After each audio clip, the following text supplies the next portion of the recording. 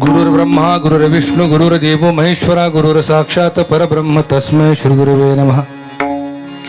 ब्रह्मानन्दं परमसुखदं केवलं ज्ञानमूर्तिद्वन्द्वातीतं गगनसदृशं तत्त्वमस्यादिलक्षणम् एकं नित्यं विमलमचलं सर्वदि साक्षिभूतं भावार्थितं त्रिगुणरहितं सद्गुरुं तं नमामि पुण्डलीकवरदा हरिविठल श्री ज्ञानदेव. श्री गणेशाय नमः. श्री सरस्वते नमः. ओम नमोजी सद्गुरुनाथा आपुल्या चरणी माझा माथा वचन ऐकावे कमलापती माझी रंकाची विनंती कर जोडी तो कथे काळी आपण असावे जवळी पांडुरंगा करू प्रथम पांडुरंगा करू प्रथम नमन दुसरे चरण संतांचिया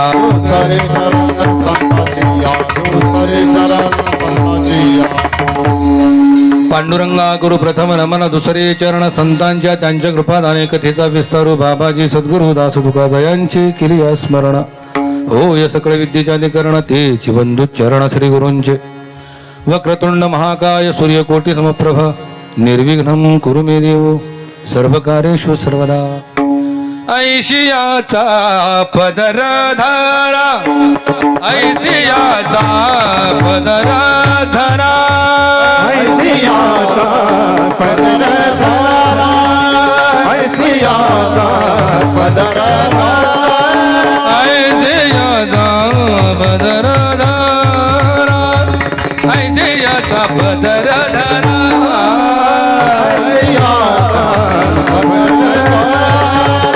ऐसियाचा पदर धरा येण देव येईल घरा येण देव येईल घरा ऐसे पदराचे धारी ऐसे पदराचे धारी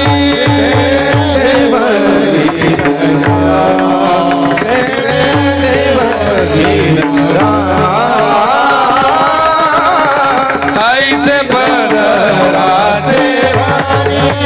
ऐसे पदराचे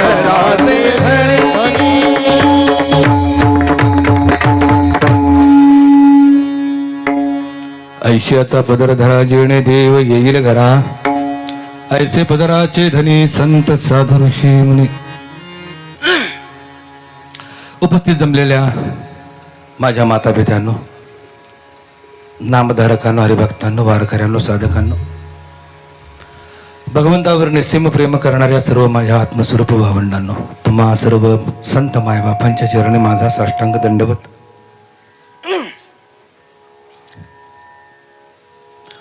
सेवेकरता निवडलेला भंग शांतीब्रह्म एकनाथ महाराजांचे पणजोबा संत भानुदास महाराजांचा अभंग आहे. अभंग अत्यंत सोपा आहे.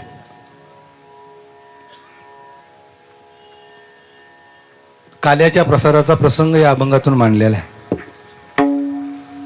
खडकी सोडियेल्या मोठा आजचा दही काला गोमटा घ्यारे घ्यारे दही भात आम्हा देतो पंढरीनाथ मुदा घेऊन या करी पेंड्या वाटितो शिदोरी घ्यारे घ्यारे दही भात आम्हा देतो पंढरीनाथ भानुदास गीतिगात प्रसाद देतो पंढरीनाथ घ्यारे घ्यारे दही भात आम्हा देतो पंढरीनाथ विठ्ठल विठ्ठल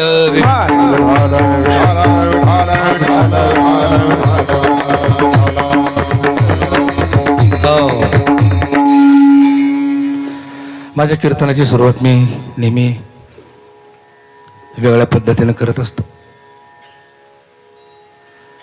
सगळी तुम्ही देवावर प्रेम करणारी मंडळी. देव कुणाकुणाला आवडतो हातवर करा बरं जरा. बापरे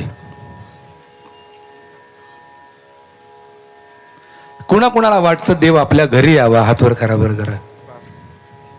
क्या बात आहे. कुणाकुणाला वाटतं आपण देवाच्या घरी लवकर जावं, हात वर करा जरा.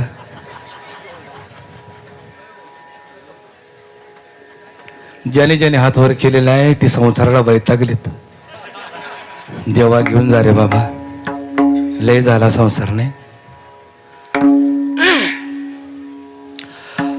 महत्वाचा विषय लक्षात ठेवा. विनोदाचा भाग थोडासा बाजूला ठेवा. तानफर कमी करा बाबा, करा कमी. बस बस. साऊंड दादा, ध्वनी व्यवस्था अत्यंत उत्तम आहे, खूप सुंदर. समयसूचकता इतके आहे बाबाकडं. खूप खूप धन्यवाद व्यवस्था सुंदर लावल्याबद्दल.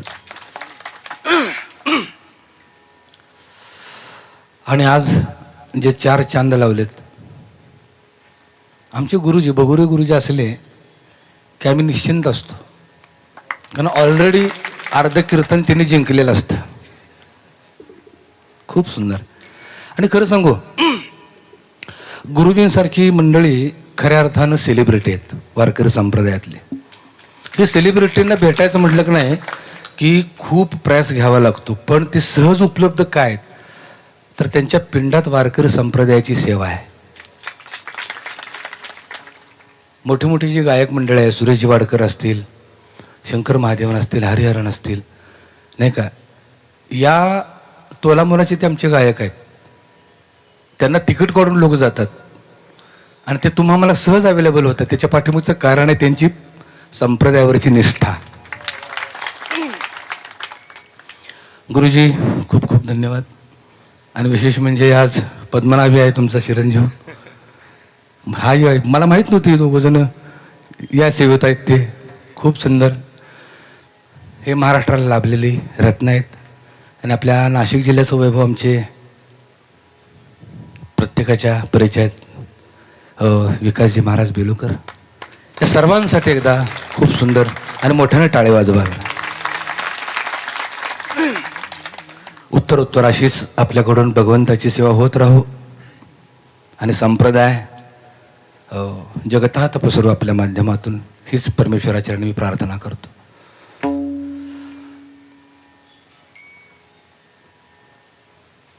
कार्याचं कीर्तन. काल्याच्या कीर्तनामध्ये भगवंताच्या बाललीलेचं वर्णन केलं जातं.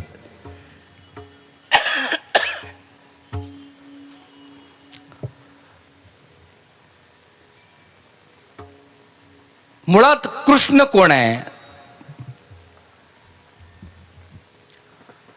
ज्या परमात्म्याचं वर्णन करायचं आहे,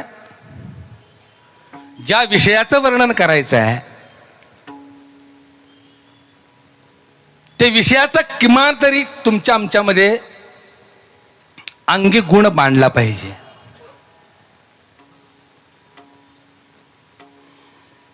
भगवान श्रीकृष्ण व्यक्ती आहे का? आम्ही बाललीला मानतो, आम्ही कृष्णाला मानतो. आम्ही कृष्णाला कशा पद्धतीनं मानतो? बायकांच्या खोड्या काढणारा, इको थोडासा कमी केला तरी चालेल, बायकांचे कपडे घेऊन झाडावर बसणारा, बायकांना नग्नावस्थेत पाहणारा, बायकांचे माठ फोडणारा, पती पत्नीच्या अंथरुणामध्ये मुंगूस सोडून गंमत पाहणारा, थोडासा शृंगारी चटणी मीठ लावून आम्ही भगवंताला मांडला आणि खऱ्या अर्थानं भगवंताला आम्ही बदनाम केला.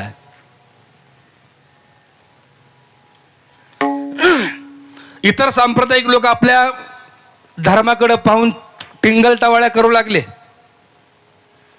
अरे म्हणले, असला कसला यांचा देव, बायकांचे कपडे घेऊन झाडावर बसतो आणि गमती पाहतो.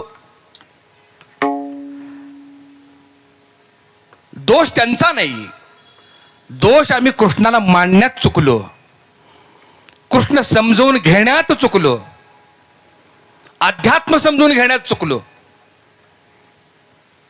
आणि काल्याचं कीर्तन म्हटलं की थोडंसं श्रोत्यांकडून अपेक्षा ही असते की जरा विनोद असावे, चुटकुले असावेत, कृष्णाला कशा कशा खोड्या केल्या, मग अंगविक्षेप आम्ही मंडळी करून दाखवतो. उपयोग नाही. मुळात ही गोष्ट सांगू, महाभारत असेल, हरिविजय असेल, रामायण असेल, ह्या सगळ्यामध्ये चरित्र जरी मांडलं असलं, कथा जरी मांडली असली, तर त्यामध्ये खूप खोल सिद्धांत लपलेला आहे, खूप खोल अध्यात्म लपलेलं आहे. आजकालचं कीर्तन ओंगळवाण्या का होण्या पाठीमागचं कारण आहे अर्थे लोपली पुराणे.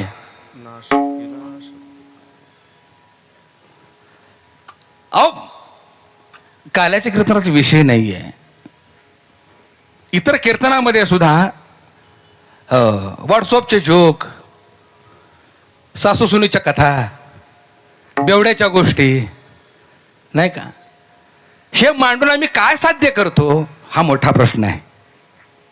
हे बघा, संतांचं साहित्य मांडत असताना आचरणाचा भाग तर किमान त्या वक्त्याजवळ असावा, ही महत्वाची भूमिका आहे.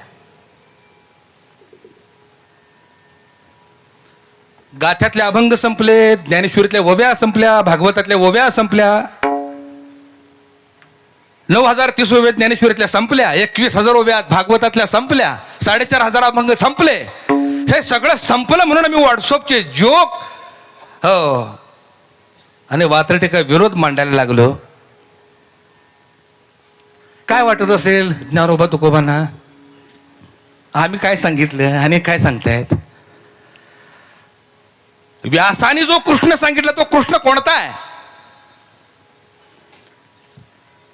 तो कृष्ण पूर्वी होता, आत्ता आणि पुढे राहणार आहे. भूतकाळात व्यासाने कृष्ण मांडून ठेवला, पण खरा कृष्णाचा अर्थ आहे प्रत्येकाचा तो भविष्य आहे. कोण? कृष्ण. कृष्ण ही एक अवस्था आहे. 2 अवतार होऊन गेली या जगतामध्ये, एक राम अवतार आणि एक कृष्ण अवतार. राम अवतार अत्यंत सोपा आहे. त्या अवतारातलं मुख्य वैशिष्ट्य तुम्हाला सांगतो. राम अवतारामध्ये रामाचं चरित्र सांगितलं जातं आणि कृष्ण अवतारामध्ये कृष्णाची लीला सांगितली जाते. लीला वेगळ्या आणि चरित्र वेगळं आहे. भूमिका समजून घ्या. उंबऱ्याच्या आत जगावं कसं राम चरित्र शिकवतं आणि उंबऱ्याच्या बाहेर कसं जगावं कृष्ण लीला शिकवते. चरित्र समजून घेण्याला फार अवघड नाही, पण लीला समजून घेणं फार अवघड आहे. रामचरित्र एका छोट्या एकर 2 एकरातल्या बागेसारखं आहे. प्रत्येक झाडाजवळ जाऊन, प्रत्येक फुलाजवळ जाऊन त्याचा अनुभव घेऊ शकतो. का? 1-2 एकरातली ती बाग आहे रामचरित्र म्हणजे. पण कृष्ण चरित्र, कृष्ण लीला ही अथांग जंगल आहे की त्या जंगलामध्ये एकदा गेलात परत येण्याची गॅरंटी नाही. कृष्ण शोधायला गेला तो कृष्ण झाल्याशिवाय राहत नाही. पण कृष्ण शोधायचं कोण धाडस करत नाही. का धाडस करत नाही? परत येण्याची गॅरंटी नाही. भूमिका समजून घ्या. परत येण्याची गॅरंटी नाही आणि म्हणून कृष्ण शोधायला कोण जात नाही. मग आम्ही बालीला सांगून टाइमपास करून 2 तासाचं मनोरंजन करून आम्ही रिकाम होऊन जातो. पण कृष्ण मांडताना मी म्हणतो नाही कृष्ण होता आलं तर किमान अंशी तरी अगदी 0.1% जरी कृष्णाचा अनुभव घेऊन जर आम्हाला मांडता आलं तरी भरपूर झालं. भूमिका समजून घ्या. म्हणून कृष्ण आधी समजून घेऊ.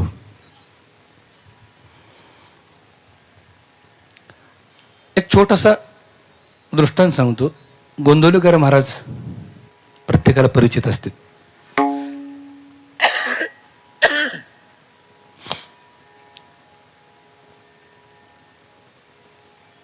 कायम नामरूप असलेले गोंदवलेकर महाराज, कायम नामरूप. बसता उठता खाता पिता नामाशिवाय त्यांचं बोलणं नाही. एक त्यांचा शिष्य वही आणि पेन घेऊन सतत त्यांच्या मागं, झोपताना त्यांच्या मागं, जेवताना त्यांच्या मागं, बाहेर गेले की त्यांच्या मागं सतत मागं घेऊन हायचं, काहीतरी खरकटायचं ते पानावरती. गोंदवलेकर महाराज एकदा वैतागून त्याला म्हणाले, बाबा तू काय करतोस माझ्या मागं येऊन, मला जरा वेळ दे. काय नाही म्हणले महाराज, तुमचं चरित्र लिहायचं म्हणून मी तुमच्या मागणं फिरतोय. काय लिहायचं? तुमचं चरित्र लिहायचं आहे. गोंधळकर महाराजांनी एका वाक्यात त्याला गप बसवला. बाबा रे, संतांचं चरित्र लिहिण्यासाठी संत व्हावं लागतं. संतांचं चरित्र लिहिण्यासाठी संत व्हावं लागतं. तसं कृष्णाचं चरित्र मांडण्यासाठी किमान अंशी तरी वक्त्याला कृष्ण व्हावं लागेल. भूमिका समजून घ्या. कृष्ण ही व्यक्ती नाही. पहिल्यापासून समजून घ्या, कृष्ण ही व्यक्ती नाही. कृष्ण ही एक अवस्था आहे. कुणाची अवस्था आहे? कृष्ण ही कुणाची अवस्था आहे? कृष्ण ही त्या साधकाची अवस्था आहे जो साधक समर्पण भावनेनं त्याला शरण गेला आणि तोच होऊन राहिला. एक सोपी व्याख्या सांगतो. परमात्मा कुणाला म्हणावं? पंढरपुरात उभा आहे त्याला, अयोध्येत उभा आहे त्याला, मथुरेत उभा आहे त्याला, रामेश्वरात उभा आहे त्याला, कुणाला परमात्मा म्हणावं? परमात्म्याची अत्यंत सोपी व्याख्या आहे. ती जर अगदी अंतःकरणापासून जर समजून घेतली ना तर तुम्ही तीर्थाटन करणारच नाही. तुम्ही त्याला देवळात पाहणारच नाही. परमात्म्याची सोपी व्याख्या, आत्म्याच्या परम अवस्थेला परमात्मा म्हणतात. भावंडांनो, हीच मथुरा आहे, हेच गोकुळ आहे. याच गोकुळामध्ये ज्यावेळेला आत्मस्वरूप जीवात्मा परमात्मा स्वरूपाकडं धाव घेतो. जीवना वेगळी मासोळी तुका तैसा तळमळी. त्या जीवाची अवस्था ज्यावेळेला तशी होते त्यावेळेला तो कृष्ण रूपच आहे. कृष्ण रूप, कृष्ण शोधायची गरज नाही. कृष्ण एक अवस्था आहे त्याची. राधा सुद्धा एक अवस्था आहे. राधा कोणती अवस्था आहे? परमात्म्याला भेटण्याची आतुर इच्छा, समर्पण भाव, त्याग, निष्ठा, ह्या सगळ्या गोष्टी घेऊन ज्या वेळेला कोणतीच फिकीर न करता तो जीवात्मा परमात्म्याच्या शोधाला लागतो ना, त्या अवस्थेला राधा म्हणतात.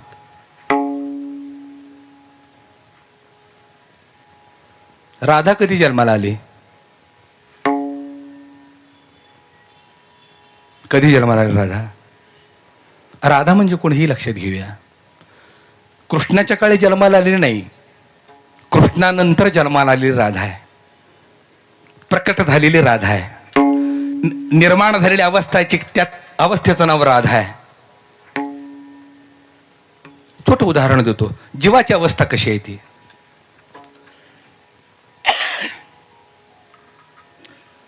गंगोत्रीला गंगेचा उगम आहे. उगमापासून त्या पाण्याचा प्रवाह सुरू झाला. त्या प्रवाहाला धारा म्हणतात. काय म्हणतात? तुम्ही काय म्हणता इकडं? धाराच म्हणता ना प्रवाहाला. पाण्याच्या प्रवाहाला धारा म्हणतात. त्या धारा उगमापासून व्हायला लागते आणि सागराला येऊन मिळते. ज्या वेळेला त्या धारेला कळतं, अरे अरे अरे अरे, ज्या सागराला येऊन मिळालोय तो सागर बहु दुःखाचा आहे. तो सागर खूप कठीण आहे. इथं या सागरात थांबून काय उपयोग नाही. जिथून आलोय तिथं परत जावं म्हणून ती धारा उलट्या दिशेनं व्हायला लागते, उगमाच्या दिशेनं व्हायला लागते. त्या धाराचं रूपांतर कशात होतं? माझं कीर्तन कळते का? कशात होतं? धाराचा उलटा शब्द करा, काय झालं? राधा. उगमाच्या दिशेने ती धारा व्हायला लागते. ती राधेत तिचं रूपांतर होतं. अर्थ त्याचा समजून घ्या, अध्यात्म त्याचं समजून घ्या. तसं तुम्ही आम्ही आत्मस्वरूप जीव परमात्म्यापासून आलोय. परमात्मा हा आमचा उगम आहे.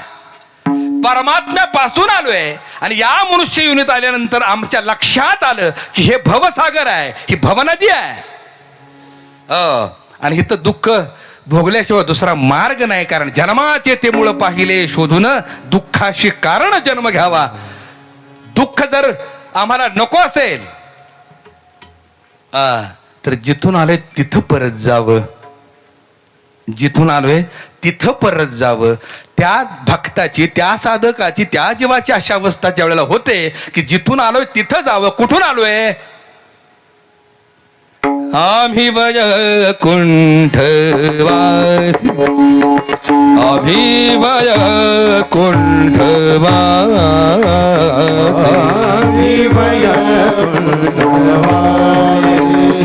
आम्ही आलो याच कारणाचे आलो याच कारणा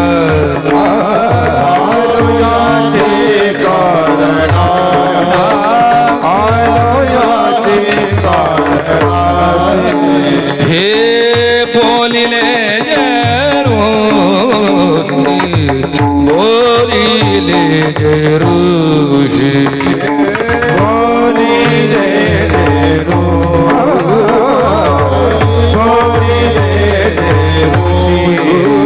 साच भावे वरताया झाडू संतांचे मार्ग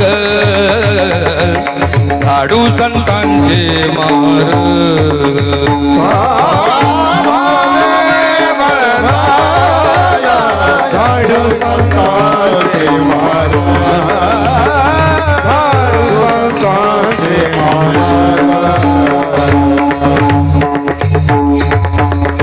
आम्ही वैकुंठवरती जिथून आलोय तिथं परत जायचं आहे. त्याला दुसरं एक नाव आहे निजधाम.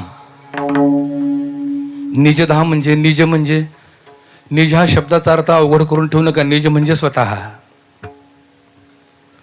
आपलं जे स्वतःचं धाम आहे ना ते परमात्म्याचं घर.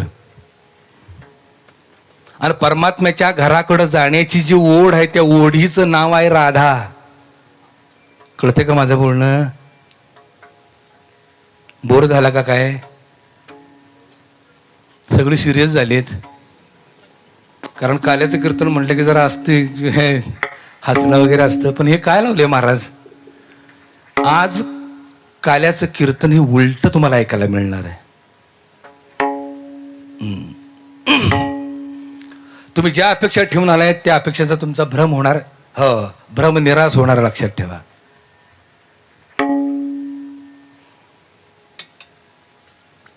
भगवान श्रीकृष्ण समजून घेत असताना भूमिका समजून घ्यायला पाहिजे. आम्ही त्याची वाट पाहतोय.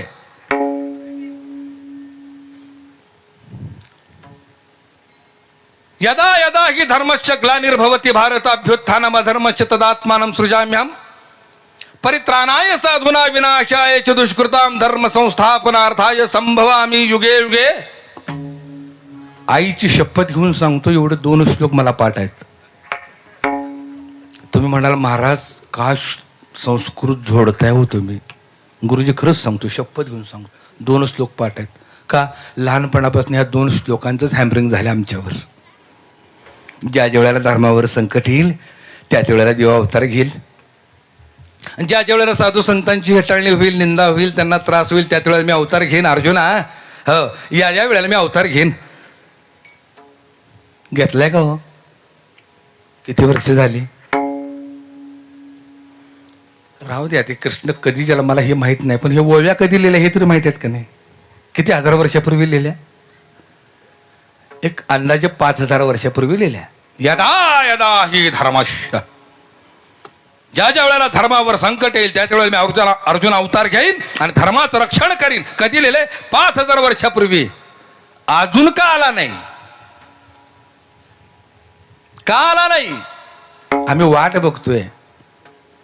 येणार बी नाही. नुसते 5000 नाही, इथून पुढे बी येणार नाही. तू वाट बघा. का येणार नाही? तो अवतार घेत नाही, त्याचं अवतरण होतं. भूमिका समजून घ्या. आम्ही दुबळे झालोय. आम्हाला संकट तो दूर करील, तो अवतार घेईल, आमचं रक्षण करील. कधीच नाही. या भ्रमात राहू नका.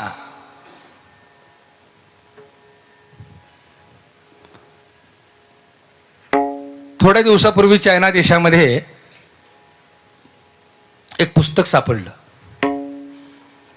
ते पुस्तक होतं 7000 वर्षापूर्वी लिहिलेलं. किती हजार वर्षापूर्वी? 7000 वर्षापूर्वी एक पुस्तक लिहिलेलं. आणि त्या पुस्तकामध्ये, त्या ग्रंथामध्ये लिहिलं होतं की चोरी करणं पाप आहे, भ्रष्टाचार करणं पाप आहे, लबाडी करणं पाप आहे, स्त्रीकडं वाईट वासनेनं पाहणं पाप आहे, वेश्यागमन करणं पाप आहे. हे कधी लिहिलं होतं? 7,000 वर्षापूर्वी. ज्या अर्थी 7,000 वर्षापूर्वी हे लिहिले त्या अर्थी हे घडत असावं का नाही? घडत असल्याशिवाय तर काय लिहिलंय? 7,000 वर्षापूर्वी घडत होतं म्हणून लिहिले. आता घडत नाही का? आत्ताही घडत आहे, पुढे घडणार नाही का? घडणार आहे. मग तो कधी अवतार घेणार? ज्या अर्थी धर्मावर ग्लानी म्हटलं त्या अर्थी ते घडलेलं आहे. ही साधू संतांची हेटाळणी, निंदा, दुबळ्यांची चेष्टा, मस्करी, धर्मावरचं संकट आत्ताच आहे का? पूर्वीपासून आहे ना? आता नाही का? आहे, पुढं राहणार आहे. अवतार कधी घेणार तो?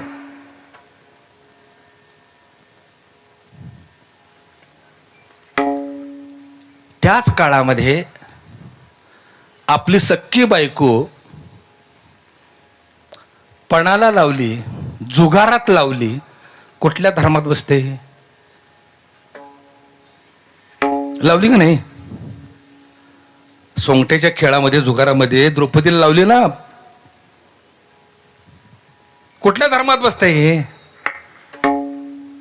दुःशासन द्रौपदीची वस्त्र फेडत होता 4 चौघात. भीष्म, 5 पांडव म्हणजे 5 नवरे गप होते. भीष्मासारखे ऋषी शांत होते, बुजुर्ग शांत होते, डोळ्याने पाहत होते. का गेली नाही? तो धर्म आहे का अधर्म आहे? अधर्म आहे. पूर्वी अधर्म घडत होता, आत्ताही घडतोय, पुढेही घडणार आहे. तो अवतार कधी घेणार? एक गोष्ट सांगू, वाट बघू नका. तो अवतार घेणार नाही. त्याचं अवतरण होतं. कुठं अवतरण होतं? तर या गोकुळामध्ये. गो म्हणजे शरीर, कुळ म्हणजे इंद्रिय. शब्द टिपून घ्या. अध्यात्माकडे कोण जायलाच मागत नाही. अर्थे लोपली पुराणे, नाश केला शब्द ज्ञाने. आणि हे विषय लोभी म्हणे साधने बुडविली. विषय लोभी म्हणे विषयांध झालेले जीव कृष्ण मांडताना फक्त वस्त्र ओढणारा, वस्त्र लपवणारा कृष्ण मांडतो आम्ही. घोड्या काढणारा कृष्ण मांडतो आम्ही. का? विषय लोभी म्हणे. आणि कीर्तनासारखी साधने बुडविली. भूमिका समजून घ्या. तुकोबराने 450 वर्षापूर्वी हे लिहून ठेवले की असा गोंधळ होणार आहे. व्यासाने यासाठी नाही कृष्ण मांडला, वाल्मिकाने यासाठी नाही रामायण मांडलं. रामायण काय अयोध्येत घडलंय? नाही. मग या अयोध्या नगरीमध्ये रामायण घडले. पण जीवाला कसं आहे, समोर काहीतरी दिसावं. जोपर्यंत दिसत नाही तोपर्यंत सत्य मानत नाही. म्हणून वाल्मिकांनी रामायणातली जी पात्र आहेत ती प्रसंगानुरूप मांडली. राम कोण आहे अयोध्येतला? राम या अयोध्येतला आत्माराम आहे. सीता कोण आहे? या अयोध्येतली निजभक्ती आहे. हो. रावण कोण आहे? या अयोध्येतला अहंकार आहे. भरत कोण आहे? या अयोध्येतला मृत्यू आहे. लक्ष्मण कोण आहे? या अयोध्येतला लक्ष आणि मन आहे. शूर्पणखा कोण आहे? या अयोध्येतली झोप आहे. कुंभकर्ण कोण आहे? या अयोध्येतला आळस आहे. ही सगळी यात आहे तो. पण आम्हाला हे अध्यात्म कळत नाही, रुजत नाही, म्हणून आम्ही मांडली पुढं. जे दिसते त्यालाच आम्ही सत्य मानलं. पण त्याच्या पाठीमागे जे सिद्धांत आपल्याला आहे, अध्यात्म आपल्याला सांगायलाच कोण तयार नाही. तसा कृष्ण या गोकुळात अवतरण होतं. त्याचं अवतरण, अवतार घेत नाही. आणि अवतरण कोणाकोणाच्या माध्यमानं होतं? कथेत कृष्ण कोणाच्या पोटी जन्माला आला? वसुदेवानी देवकी. बोलतं राहा, मला बरं वाटेल. वसुदेवानी देवकीच्या पोटी भगवान श्रीकृष्णाचा जन्म. कुठं जन्म झाला? बंदीशाळेत. बरोबर आहे. अध्यात्मातले वसुदेव आणि देवकी कोण आहेत? अध्यात्मामध्ये वसुदेव म्हणजे ज्ञान आणि देवकी म्हणजे भक्ती. भगवंता भक्ती आणि ज्ञानाच्या संयोगानं जन्माला येतो, ना की एका भक्तीनं, ना की एका ज्ञानानं. विठाल.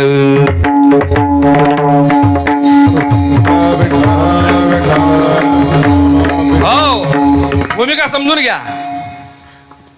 ना की भक्ती, ना की ज्ञान, दोन्हीच्या संयोगानं तो जन्माला येतो. आपल्या वारकरी संप्रदायाचं हेच तर वैशिष्ट्य आहे. दोन्हीही माध्यम बरोबर घेऊन चालणारा संप्रदाय तो वारकरी संप्रदाय. अनेक संप्रदायाचा मी अभ्यास केलाय. अनेक संप्रदायात हो ज्ञानाला धरूनच वाटचाल केलेली आहे. ज्ञानमार्ग हा शॉर्टकट आहे. ज्ञानमार्ग हा लवकर पोहोचणार आहे.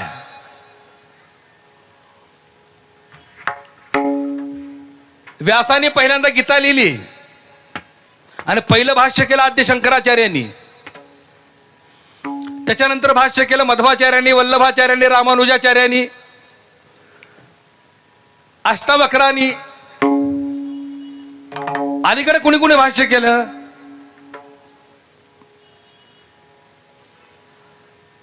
ओशोंनी भाष्य केलं. ओशो माहित आहेत? गीतेवरती भाष्य ओशोने केलं. ओशो सारखा द्रष्टा संत कलियुगातला दुसरा कोणी नाही. ज्या ज्या उपमा द्याव्यात ओशोना ते त्या कमी आहेत. त्यांनी गीतेवरती भाष्य केलं. श्रीला प्रभुपाद स्वामींनी गीतेवरती भाष्य केलं. प्रजापिता ब्रह्मकुमारीचे जे फाउंडर आहेत ब्रह्मा बाबा त्यांनी गीतेवरती भाष्य केलं. गुरुदेव रानडेंनी भाष्य केलं. विनोबा भावेंनी भाष्य केलं. लोकमान्य टिळकांनी भाष्य केलं. सगळ्यांनी भाष्य केलं गीतेवरती. तसंच आमच्या माऊलीने देखील गीतेवरती भाष्य केलं. गीता अलंकार नाम ज्ञानेश्वरी. या सगळ्यांनी गीतेवरती भाष्य केलं खरं, पण जगमान्य झाली ती ज्ञानेश्वरी. माहित आहे का तुम्हाला? बरं, जगमान्य ज्ञानेश्वरी होण्यात पाठीमागचं कारण काय आहे? ह्या सगळ्यांनी ज्ञानाधिष्ठित गीतेवरती भाष्य केलं, पण ज्ञानोबरांनी त्या ज्ञानाला भक्तीची जोड दिली. भाव अक्षराची गाठी, भाव अक्षराची गाठी, भाव अक्षराची गाठी, भाव अक्षराची गाठी. ब्रह्मज्ञानाने गोमती, ब्रह्मज्ञानाने गोमती ते माय ज्ञानेश्वरी, ते माय ज्ञानेश्वरी.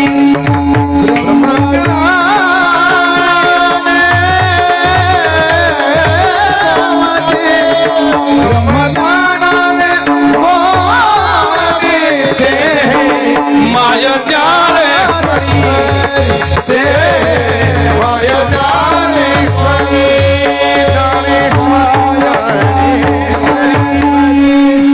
मला काय सांगायचं आहे? ज्ञानोबरायांनी ज्ञानेश्वरी लिहिली, गीतेवरती भाष्य केलं, 4500 परमात्म्याबद्दलचे सिद्धांत मांडले, अध्यात्म मांडलं, पण ते सिद्धांत आणि ते वेदांत कळायला तयार नाही, अध्यात्म कळायला तयार नाही. मग ज्ञानोबरायांनी काय केलं बघा, इतकी सोपी करून सांगितली की लहान लेकराला उदाहरण देऊन एखादी गोष्ट पटवून सांगावी. तसं ज्ञानोबरायांनी 4500 सिद्धांतासाठी 4500 दृष्टांत दिले. गुरुजींनी फळ्यावरती म काढलं. बालवाडीचं वर्ग होता, अक्षरांची ओळख करून द्यायची चालली होती आणि गुरुजींनी फळ्यावरती म काढलं आणि मुलांना विचारलं, मुलांना हे काय आहे? मुलं म्हणले, कुणास ठाऊक. अरे माहित नाही तुम्हाला? नाही माहित गुरुजी. मग गुरुजींनी तो म काढावा म्हणून शेजारी मक्याचं कणीस काढलं. कशाचं कणीस? मक्याचं कणीस काढलं आणि सांगितलं म म मका म. ह्याला काय म्हणतात बाळानो? गुरुजी मक्याचं कणीस आहे, आमच्या रानात येतं की. माहित आहे आम्हाला. माहित आहे तुम्हाला? हो. अरे बाळानो तेच सांगतो तुम्हाला. म म मका म. मक्याच्या कणसाकडे बघा आणि मला लक्षात ठेवा. माझं बोलणं कळते का? गुरुजी असं आहे वे. हा, गुरुजींना वाटलं पोरांना कळलं म्हणून गुरुजींनी मक्याचं कणीस पुसलं आणि मग कडे बघितलं आणि विचारलं, हे काय आहे? कुणास ठाऊक. अरे एवढ्या प्रयासानं ते मक्याचं कणीस काढलं, तुम्हाला म लक्षात? मग मक्याचं कणीस काढा. जोपर्यंत मक्याचं कणीस डोळ्यासमोर येत नाही तोपर्यंत आमच्या म लक्षात येत. आकार पाहिजे, त्याशिवाय निराकार लक्षात येत नाही. गुरुजीने फळ्यावरती गोर काढला, शून्य काढलं आणि मुलांना विचारलं, मुलांना हे काय? मुलं म्हटली गुरुजी शून्य आहे. माहित आहे आम्हाला, गोल काढला की शून्य. गुरुजीने शून्य पुसरणे परत विचारलं, म्हणजे आता काय आहे? म्हणलं काहीच नाही. मग गुरुजीने विचारलं, बाळानो शून्याची किंमत काय आहे रे? म्हणलं गुरुजी काहीच नाही. 10 वजा 10 किती राहिले? शून्य. पण ते शून्य कळण्यासाठी शून्य मांडला पाहिजे ना, गोल आकार दिला पाहिजे त्या शून्याला. तसा निराकार परमात्मा कळण्यासाठी हो ब्रह्मांड रूपानं तो नटलाय ना, तो शून्याकार आहे, लक्षात ठेवा. शून्य का काढलाय? शून्य कळावा म्हणून. तसं मंदिरात उभा केलाय तो अव्यक्त कळावा म्हणून. तसं ज्ञानेश्वरीमध्ये 4500 दृष्टांत दिले तो अव्यक्त कळावा म्हणून. रामायण लिहिलं तो आत्माराम कळावा म्हणून. महाभारत लिहिलं या गोकुळात जन्माला आलेला अवतरित होणारा कृष्ण कळावा म्हणून. या देहापलीकडे दुसरं माध्यमच नाही, साधनच नाही. इतर साधने ती उदार. हा रोकडला साक्षात्कार, लक्षात ठेवा. हा रोकड साक्षात्कार आहे. देहच नसेल तर काय तुम्ही परमार्थ करणार आहे? हा देहच नसेल तर काय तुम्ही देव शोधणार आहे? भूमिका समजून घ्या. आणि म्हणून ज्ञानोबरायांनी सगुणालाही तितकंच प्राधान्य दिलं जितकं निर्गुणाला, आणि निर्गुणालाही तितकंच प्राधान्य दिलं जितकं सगुणाला. कारण सोनच अलंकार झालेला आहे, बीज वृक्ष झालेला आहे, कापूसच वस्त्र झालेला आहे. भेद काहीच नाही, भेद फक्त आकारात आहे. तुझ सगुण म्हणो सगुण म्हणो सगुण म्हणो सगुण म्हणो तुझ सगुण म्हणो सगुण म्हणो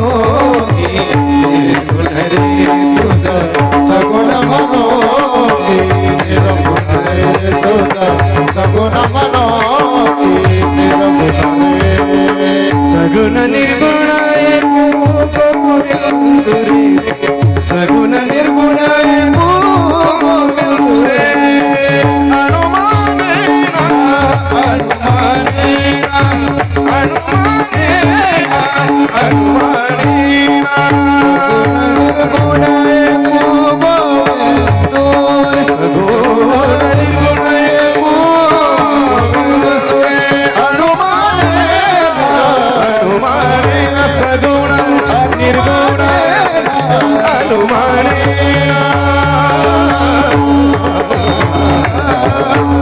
तुझं सगुण म्हणो की निर्गुण रे, सगुण निर्गुण एक गोविंदू रे.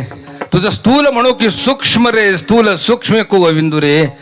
तुझं दृश्य म्हणो की अदृश्य रे, दृश्य अदृश्य एक गोविंदू रे. तुझं व्यक्त म्हणो की अव्यक्त रे, व्यक्त अव्यक्त एक गोविंदू रे. इतकं सोपं करून सांगितलं, भेदच ठेवला नाही.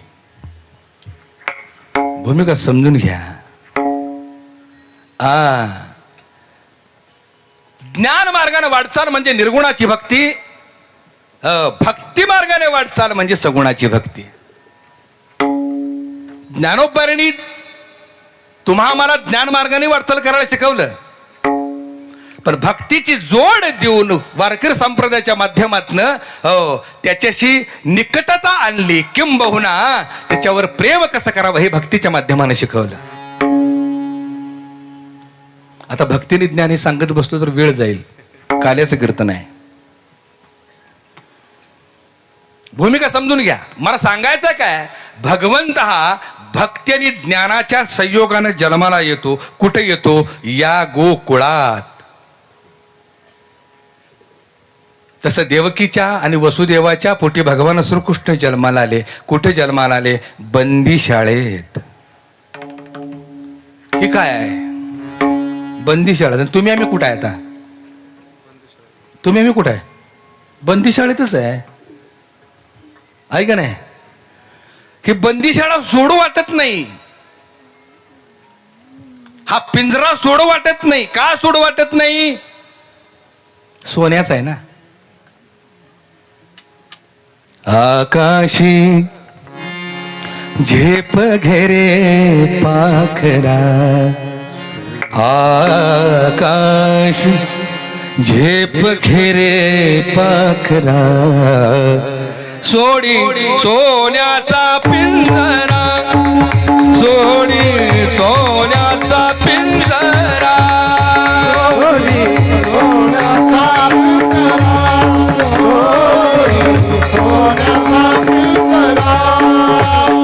तुझ भवती वैभव माया पळसाळ मिळते खाया तुझ भवती वैभव माया पळसाळ मिळते खाया सुख लोलुप झाली काया तुझ आळवितो हा कैसा उंबरा सोडी सोन्याचा पिंजरा सोडी सोन्याचा पिंजरा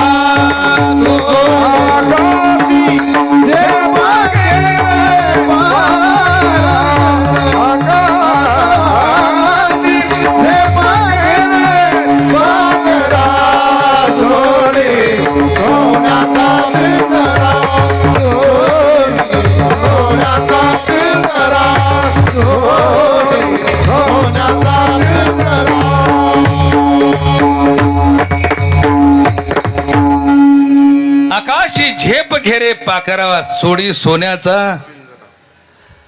सोन्याचा पिंजरा सोडणं ह्याचा दुसरा अर्थ असा आहे देह बुद्धी टाकणं आणि आत्मबुद्धीत राहणं. मी आत्मस्वरूप आहे या जाणीवीत राहण्याला आत्मबुद्धीत राहणं म्हणतात. हो, आणि जो देहाला चिकटून आहे तो देहबुद्धीत वावरतोय. दुःख का भोगतो जीव सांगू? दुःख भोगण्या पाठीमागचं कारण आहे सुख आणि दुःख भोग देहाचे आहेत. तुकोबराने सांगितले सुख अथवा दुःख भोग या देहाचा नाश त्या ज्ञानाचा करू नये. पण तुम्ही आम्ही देहाला चिकटून असल्यामुळे सुख दुःख जे देहाचे आहेत ते तुम्ही आम्ही भोगतोय. असो,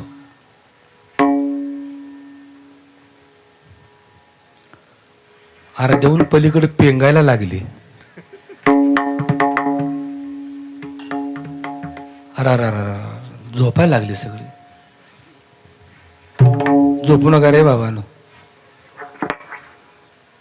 दोष तुमचा नाही. आध्यात्मिक कीर्तनात झोप येतेच.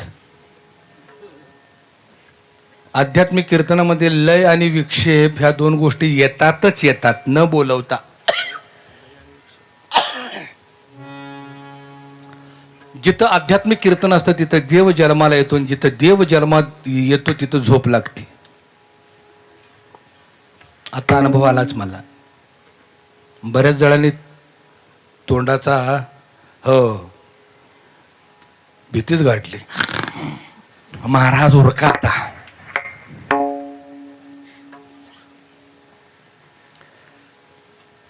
वसुदेवाने देवकीला बंदी शाळेत कंसाने डांबून ठेवलं आणि त्यांच्या पोटी संतान जन्माला आल्याबरोबर मला निरोप कळावा म्हणून राक्षसांची नेमणूक केली. बंदी शाळेच्या भोवती कुणाची नेमणूक केली? आता संवादात ना कुणाची नेमणूक केली? राक्षसांची नेमणूक केली. जन्माला आल्याबरोबर मला कळावा जो पहिल्यांदा सांगितलं मो मांगी नाम सगळी राक्षस डोळ्यात तेल घालून जागी. पहिलं झालं. सगळी राक्षस पळाले. कंसात झालंय. कंस पळत आला. जन्माला आलेलं मूल तिच्या पायाला पकडलं. घर घर घर घर फिरवलं. शिळेवर आपटून मारून टाकलं. दुसरं होईपर्यंत सगळे राक्षस डोळ्यात तेल घालून जागी. दुसरं बी कळालं. झाल्या झाल्या कंसानं घर घर फिरवून मारून टाकलं. पहिलं दुसरं तिसरं चौथं पाचवं सहावं सहा होईपर्यंत सगळे राक्षस डोळ्यात तेल घालून जागी का निरोप सांगायला. सातवं गुप्त झालं. आठव्या वेळेला भगवान श्रीकृष्ण जन्माला आले. सगळी राक्षस झोपली. कळलं का नाही? देव जन्माला आला की झोपतो कोण?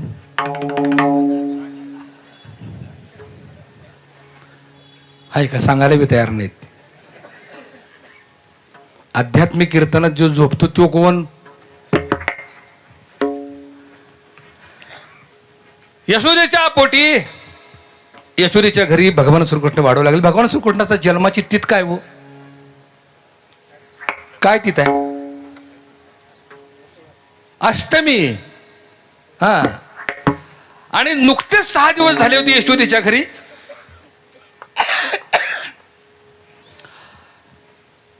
गोकुळात कृष्ण वाढले.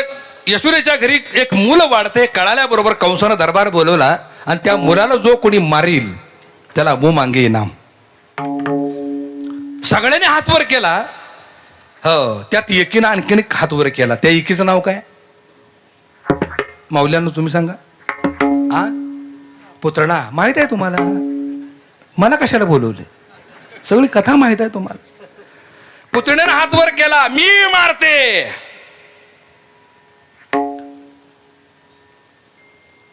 तिनं सुंदर स्त्रीचं रूप धारण केलं. आपल्या स्तनाला विष लावलं. हो, छान नट्टापट्टा केला. ती यशोदेच्या घरी गेली. यशोदे बरोबर लढीवाळ बोलायला लागली. यशोदा मैया, ह्याला काय अर्थ आहे का बाई? हा, मैत्रिणीला विसरलीस, पोटी मूल जन्माला आले सांगितली बी नाहीस, काय कळतं का तुला? आता यशोदा राणी, हजारो तिच्या मैत्रिणी, ती म्हणली असेल एखादी, काय आपल्याला करायचं? बाई का आली होतीस? का आली होतीस म्हणजे तुझ्या पोराला बघायला आली मी.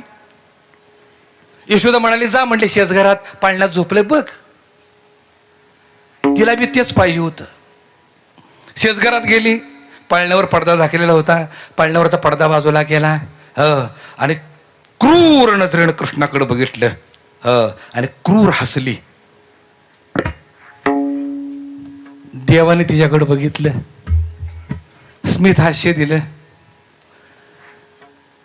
आणखीन एक महत्वाची गोष्ट सांगू. जगात सगळीच रडत येतात जन्माला येताना. एकच तत्व हसत जन्माला आले, त्या तत्वाचं नाव आहे श्रीकृष्ण. आणि ते श्रीकृष्ण एकच सांगून जातं, एकच तत्व सांगून जातं, बाबा रे प्रत्येक प्रसंगाला हसत सामोरं जा. लक्षात आलं का? ते संकट आहे ना, मोठं असलेलं संकट छोटं होतं किंवा नष्टही होईल. पण ते कधी प्रत्येक प्रसंगाला, प्रत्येक प्रतिकूल परिस्थितीमध्ये हसत सामोरं जा. तुम्ही आम्ही रडत जन्माला येतो आहे की नाही? का? आम्हाला माहित आहे आम्ही कशाला आलोय, दुःख भोगायला आलोय. जन्मापासूनच रडायला लागतं ते. चुकून एखाद्या हॉस्पिटलमध्ये पोरग जर हसत जन्माला आलं, हा हा हा हा हा कर, काय होईल अवस्था?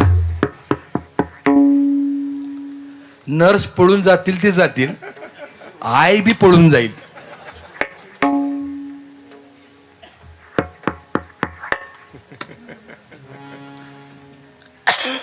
असो, रंजविला विनोद वंजनी, रंजविला विनोद वंजनी, रंजविला विनोद वंजनी, रंजविला विनोद वंजनी. हस कलोनी हसवितो, हस कलोनी हसवितो, वाजवितो मृदु मधुर मधुर वाजवितो वेणू, मृदु मधुर मधुर वाजवितो वेणू, वाजवितो वेणू, वाजवितो वेणू.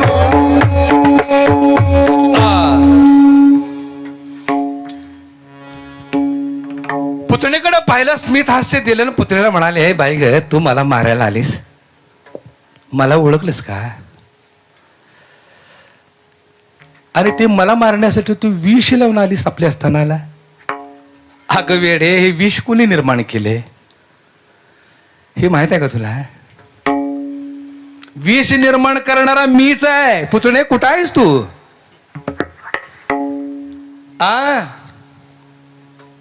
समुद्र मंथनाच्या वेळेला महादेवाचा प्रसंग सांगताना भगवान श्रीकृष्ण म्हणतात, पुतणे समुद्र मंथनामध्ये 14 रत्न बाहेर आली. ज्याच्या त्या बुद्धीप्रमाणे, योग्यतेप्रमाणे जे ती रत्न घेतली, ब्रह्मानं सरस्वती घेतली, विष्णू लक्ष्मी घेतली, राक्षसांनी दारू घेतली, राक्षसाने काय घेतली? ही तत्व आहेत बरं, ते त्यांच्याच वाटणीचे आहे.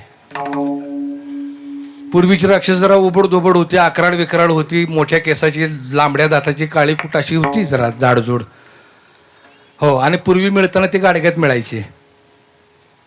परंपरा तीच, दारू तीच. लक्षात आलं का? ते राक्षस आता सुटाबुटात आलीत आणि गाडग्यात मिळणारे चपटीत मिळायला लागली. फरक काहीच नाही, दारू तीच आहे, तत्व तीच आहेत. दारू कोणाच्या वाटणीची आहे? राक्षसांच्या. असो,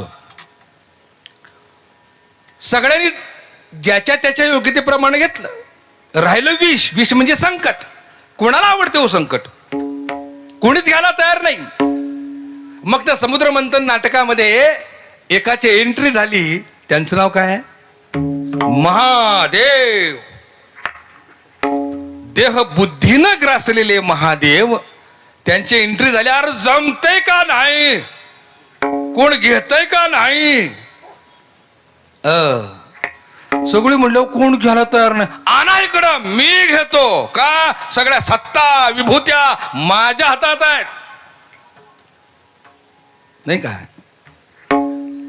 अहंकार तत्वाने ज्या वेळेला देहबुद्धीने एखादा जीव ग्रासतो ना, त्यावेळेला मोठेपणाला हापापलेला असतो. ते म्हणले घ्या. मोठेपणात आणि अहंकारी तत्वामुळं महादेवाने ती विष प्राशन केलं. जसं विष प्राशन केलं, हो, ती विषच आहे हो. हालाहालच त्याचं नाव आहे. ते हालहालच करणार, गुदगुल्या करणार थोडंच. घेतल्याबरोबर जो दाह सुरू झाला, अकांड तांडव सुरू केलं. पर्यायी व्यवस्था केली. व्याघ्रांबर गुंडाळत, हो, चंद्राला आज्ञा दिली, वासुकीला आज्ञा दिली, गंगेला आज्ञा दिली. जेवढे म्हणून पर्याय शोधता आले तेवढे शोधले, केले, पण दाह शांत होईना. अखेरीस महादेवाला शरण यावं लागलं. अखेरीस महादेवाला हरावं लागलं. अरे मी स्वतःला एवढा मोठा समजतो, पण ज्याने हे विष निर्माण केलं तो केवढा मोठा आहे. मग महादेवाला हरावं लागलं. दुसरा मार्ग नव्हता. आणि ज्या वेळेला परंपरेनं आलेलं गीता तत्व हाती लागलं, परंपरेनं आलेलं सबीज नाम हाती लागलं, त्यावेळेला अकांड तांडव करणारे महादेव ध्यानाला बसले. आणि जो अहंकार नावाचा जो दाह होता, तो दाह शांत झाला. आणि मग पार्वतीनं प्रश्न केला,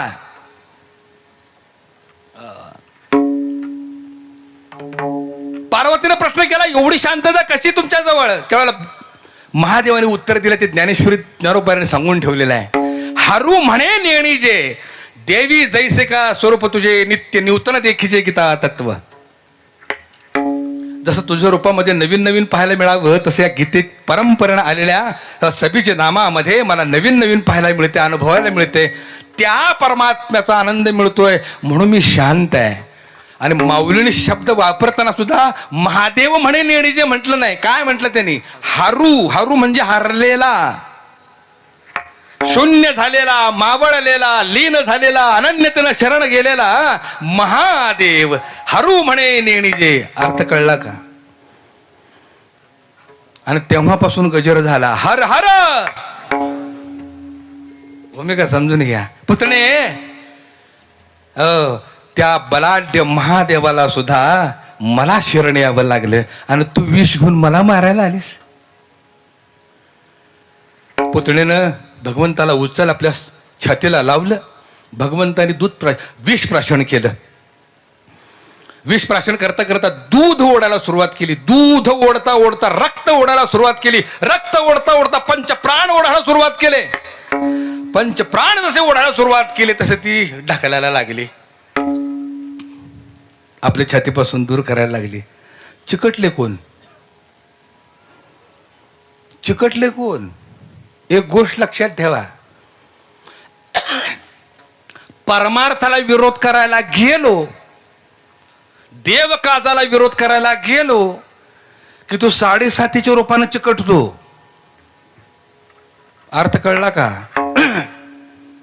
सोडवायला गेले सुटे ना. भगवंताने प्राण काढून घेतले आणि शेवटी मुक्ती दिली. त्या पुतणेला त्या देहापासून मुक्त केलं, त्या आत्म्याला. हो. आणि एक गोष्ट लक्षात ठेवा, देव कधी मारत नाही, देव मुक्ती देतो. भले तो शत्रू जरी असला तर शत्रूला कुणाबरोबर शत्रुत्व केले हे सुद्धा महत्वाचं आहे. रावणाला भगवंतांनी मारलं नाही, रावणाला मुक्ती दिली. का? रावण या नात्या माध्यमातून रामाच्या संपर्कात होता, तसं पुतना ही या नात्या माध्यमातून भगवंताच्या संपर्कात होती. म्हणून भगवंतानं जरी शत्रू असली तरी सुद्धा मुक्ती दिली. आणि जेव्हा जेव्हा भगवान श्रीकृष्णाचं नाव निघेल त्याच वेळेला पुतना येणार आहे. जेव्हा जेव्हा रामाचं नाव निघेल त्याच वेळेला रावण येणार आहे. का? यांनी शत्रूच निवडताना एवढा मोठा निवडला होता. ह्यातनं बी शिकून घ्या, शत्रू निवडताना लेचा पेचा निवडायचा नाही, आपल्यापेक्षा मोठा निवडायचा. हारलं तरी काळजी नसती. विकास दादा नाव निघतं. मी नेहमी उदाहरण देतो, कुत्र्याचं वाघाचं कडाक्याचं भांडण लागलं. कोणाचं? कुत्र्याचं वाघाचं कडाक्याचं भांडण लागलं. जिंकणार आहे कोण? तुम्ही सांगा बरं. जिंकणार आहे कोण? वाघ. हो, पण नाव कुत्र्याचं निघणार आहे. का? लढलं का वाघावरती. कळा? हो, तसं शत्रुत्व बी करा. नाही तुम्हाला देवावर प्रेम करता देवावर शत्रुत्व तरी करा, निघणार नाव. मुक्ती दिली. कधी दिली? भगवान श्रीकृष्णाचा जन्माची तिथ मगाशी विचारली कुठली? अष्टमी. आणि 6व्या दिवशी पुतण्यानं मारण्याचा प्रयत्न केला. कितव्या दिवशी? 8 आणि 6 14. आता पुतना कोण आहे? पुतना कोण व्यक्ती आहे? पुतना कोण राक्षस आहे? पुतना कोण स्त्री आहे? नाही. पुत म्हणजे पवित्र, ना म्हणजे नाही. जी मुळात पवित्र नाही अशी पुतना किती ठिकाणी वास करते. त्या पुतण्याचं दुसरं नाव आहे अविद्या. त्या पुतण्याचं आणखीन एक नाव आहे अज्ञान. ती अविद्या, ते अज्ञान 14 ठिकाणी या गोकुळात वास करतं. किती ठिकाणी? 14 ठिकाणी. कोणकोणती 14 ठिकाणी आहेत? 5 कर्मेंद्रिय, 5 ज्ञानेंद्रिय, मन, बुद्धी, चित्त आणि अहंकार. या 14 ठिकाणी ते अज्ञान वास करत असतं. ज्या वेळेला त्या परमात्म्याचं अवतरण या गोकुळात होतं, पहिल्यांदा अविद्येचा नाश करतो आणि मग गोकुळाला अविद्येपासून मुक्त करतो. विठ्ठल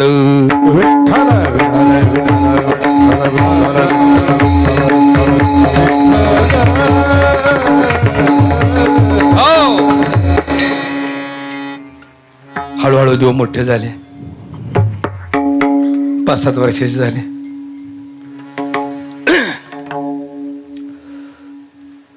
देवाला एकच गोष्ट आवडायची. कुठली? लोणी. लोण्याशिवाय देवाला काय आवडत नव्हतं. बाकीचं खरंच काय आवडायचं नाही. त्यांना ताक आवडायचं नाही, दूध आवडायचं नाही, काय नाही. फक्त त्यांना लोणी आवडायचं. लोणीच का आवडायचं? तर लोणी काढताना कोणती प्रक्रिया केली जाते? मोठ्यानं बोला. मंथन. काय केलं जातं?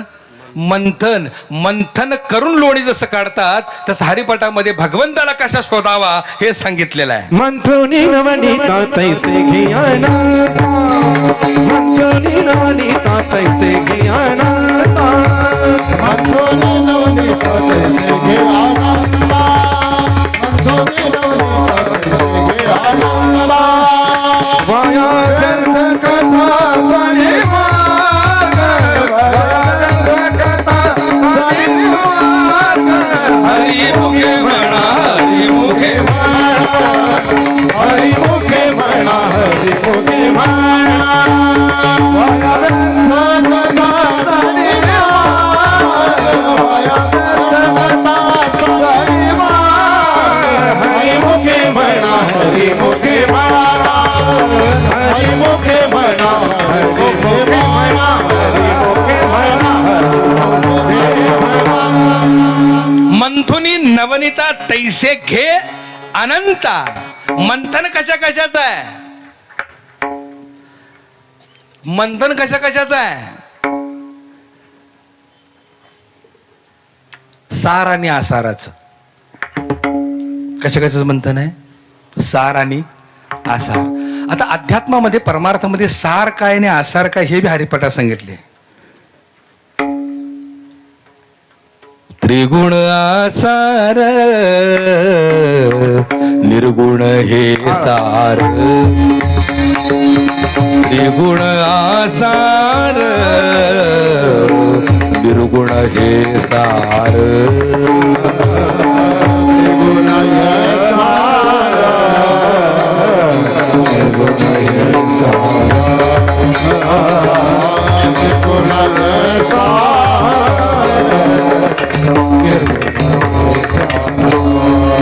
सारा सार विचार हरी पाठ सारा सार विचार हरे बा सारा सार विचार हरी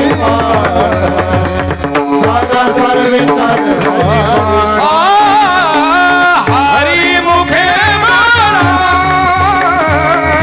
हरी मुखे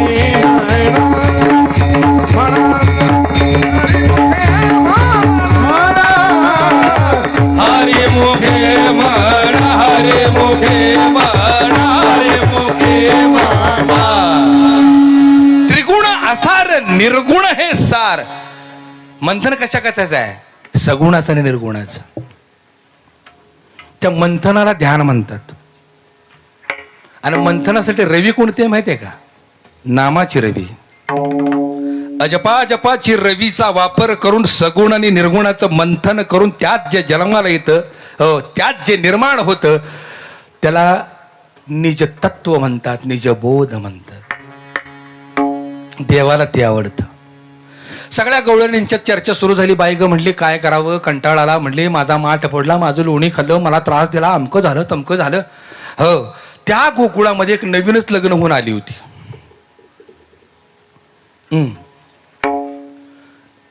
उंच होती देखणी होती भगवंताबद्दल काहीच माहित नव्हतं सगळ्या गवळणीच्या गाराण्या सुरू होत्या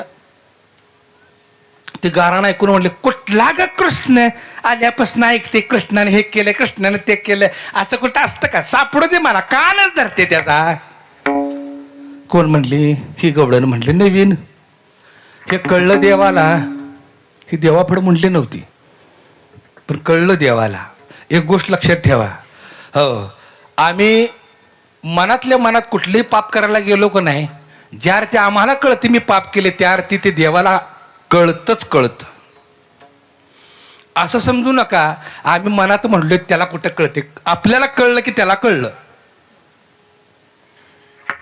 माझं बोलणं कळलं का देवाला कळलं हिनं माझी खोड काढलेली आहे देव म्हणला बरोबर जिरवतो तुझी आता थांब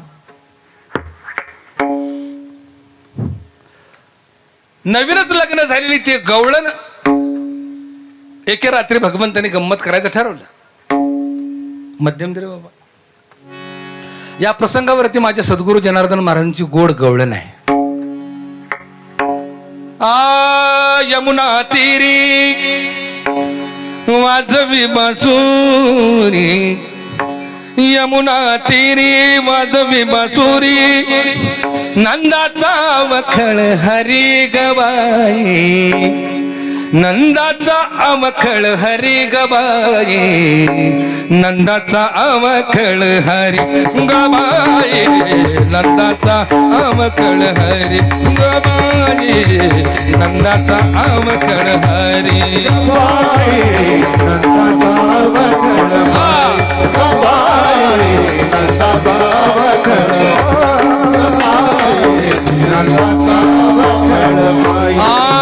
यमुना तीरी वाजवी बासुरी यमुना तीरी वाजवी बासुरी नंदाचा वखळ हरी गवाये नंदाचा वखळ हरी गवाये नंदाचा वखळ हरी बाये नंदाचा अवखळ हरी गवाये नंदाचा अवखळ हरी गवाये नंदाचा अवखळ हरी गवाये नंदाचा अवखळ हरी गवाये नंदाचा अवखळ हरी पती पत्नीच्या निवासस्थानी झोपेमध्ये दाढी वेणी पती पत्नीच्या निवासस्थानी झोपेमध्ये दाढी वेणी बांधून बाई या कानाने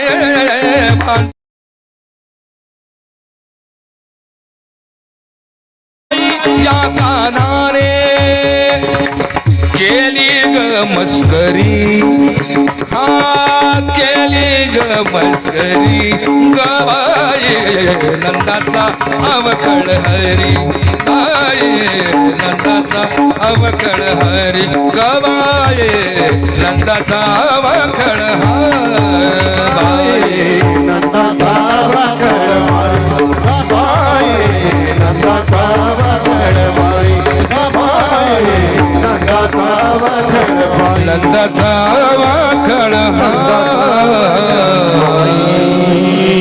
पती पत्नीच्या निवासस्थानी झोपेमध्ये दाढी वेणी बांधून याने केली ग मस्करी बाई नंदाचा अवखळ हरी. भगवंताने एक मुंगूस घेतलं. रात्री दोघं जण विश्रांती घेत होते. हळूच घरात घुसले. मुंगसाला जरा बाजूला ठेवलं.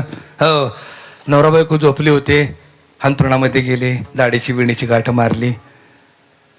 पलंगावरनं खाली उतरले. मुंगूस घेतलं. दोघांच्या मध्ये दिलं सोडून आणि गेले निघून.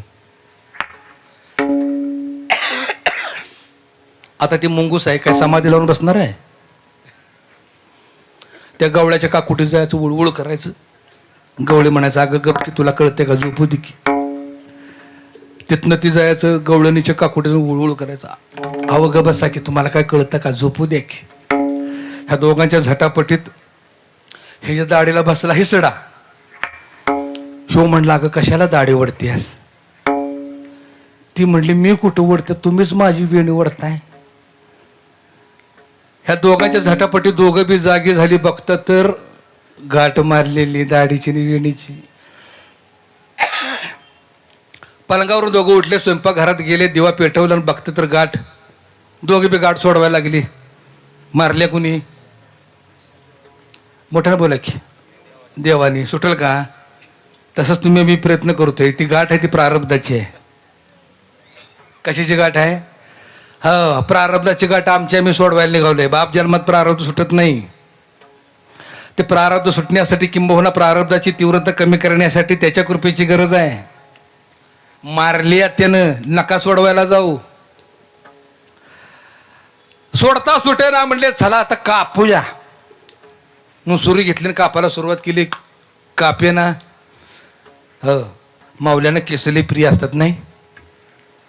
असू दे म्हणल्या ते गाठ सुटणं झाल्या कापणं बी झाले. जाळूया म्हणून केस जाळायचा बी प्रयत्न केला. दिव्यानं केस बी जळेनात. काय करावं कळेन आता. हळूच गवळी म्हटला मला एक सांग कृष्णाला काय बोललीस का तू?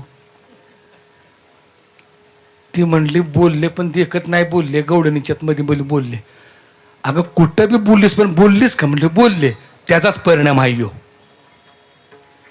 त्याच्याशिवाय कोण सोडणार नाही. ह्या झटापटी सकाळच्या 10 वाजल्या. किती? 10. सगळं गोकुळ दारात उभं होतं.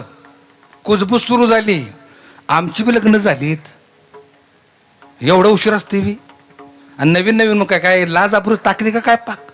कळतं का नाही ह्यांना? आत काय ह्यांनाच माहित हो. पण बाहेर गर्दी झाली. हो ठरवलं दोघांनी बी जाऊया म्हणले यशोदेकडे म्हणजे भगवंताकडे जाऊन त्याची माफी मागू. त्याशिवाय गाठ सुटणार नाही. दार उघडलं दोघांनी बी. बघतं सगळं गोकुळ दारात उभं होतं. लागली हसायला ह्या जोडप्याकडे बघून. वरात असती नेहमी नवरा पुढं असतो बायको माग असती. हे तर उलट झालेलं. बायको पुढं होती आणि नवरा माग होता. का? त्याच्या दाढीला आणि तिच्या वेणीला गाठ मारलेली. ती जरा उंच होती. हे जरा खुज होतं. त्यामुळे दाढी झाली याची वर. वरात अशी भारी निघाली. आभरूच काढली देवानं. यशोदेच्या घरापर्यंत जाईपर्यंत सगळे हसत होती. ह्या दोघांनी यशोदेला हाक मारली यशोदा मैया बाहेर ये. यशोदा बाहेर आली. ती बी लागली हसायला. अरे काय करून ठेवले? अहो म्हणले आम्ही नाही केलं. मग कोणी केलं? तुझ्या कानाने केलं. कानाला हाक मारली यशोदेनं. काना बाहेर ये. ही गाठ तू मारलीस? म्हटले हो मीच मारली. का मारलीस? विचार तिला. यशोदा म्हणली बायका काय बोललीस का? बोलले ग मैया, हो, पण एवढी मोठी सजा दे असं मला वाटलं नव्हतं. पाया पडते पण गाड सोड. यशोदा म्हणली दोघांनी दर्शन घ्या.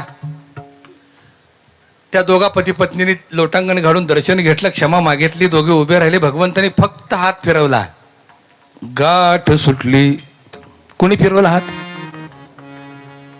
भगवंताच्या कृपेशिवाय प्रारब्धाची गाठ सुटत नाही हे नाथांनी आपल्या हरिपाठामध्ये सुंदर सांगितलेलं आहे. एका जनार्दनी भोग प्रारब्धाचा, एका जनार्दनी भोग प्रारब्धाचा, एका जनार्दनी भोग प्रारब्धाचा, एका जनार्दनी भोग प्रारब्धाचा. हरी कृपेचा नाश झाला, हरी कृपेचा नाश झाला. हरिमुखी गाता हरपली चिंता, हरिमुखी गाना हरपली चिंता.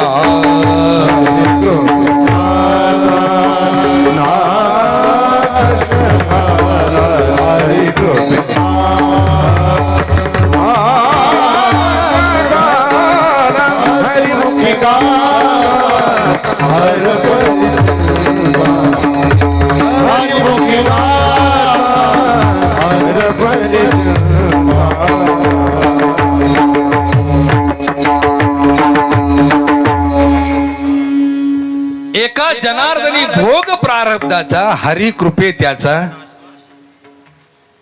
प्रारब्धाची गाठ सोडवायची असेल तर शेवटचा एक दृष्टांत देतो आणि मी सेवेला पूर्णविराम देतो.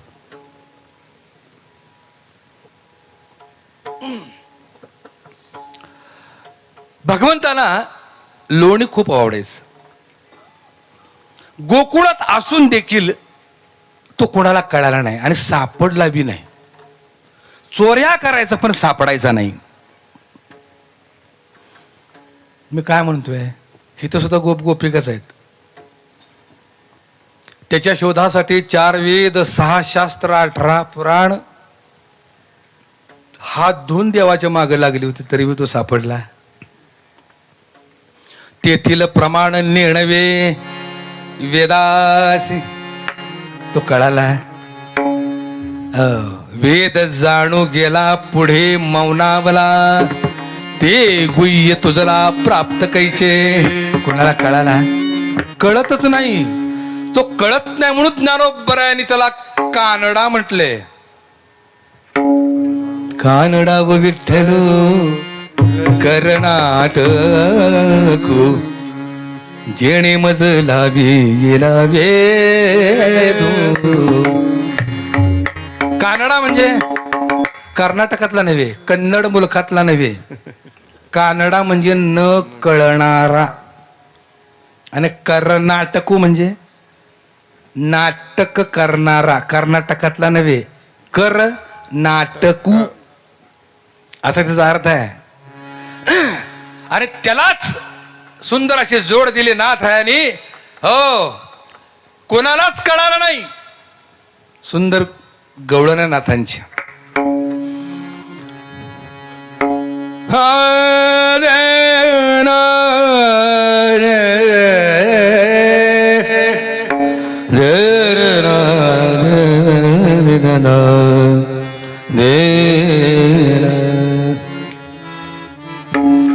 लंगडा ग लंगडा, लंगडा ग लंगडा, देव एक पायाने लंगडा. लंगडा ग लंगडा, लंगडा ग लंगडा, देव एक पायाने लंगडा. असं कसा, असं कसा, असं कसा, असं कसा, असं कसा, असं कसा, असं कसा, असं कसा, देवाचा देवाबाई ठकडा. असा कसा देवाचा देवाबाई ठकडा, देवाचा देवाबाई ठकडा.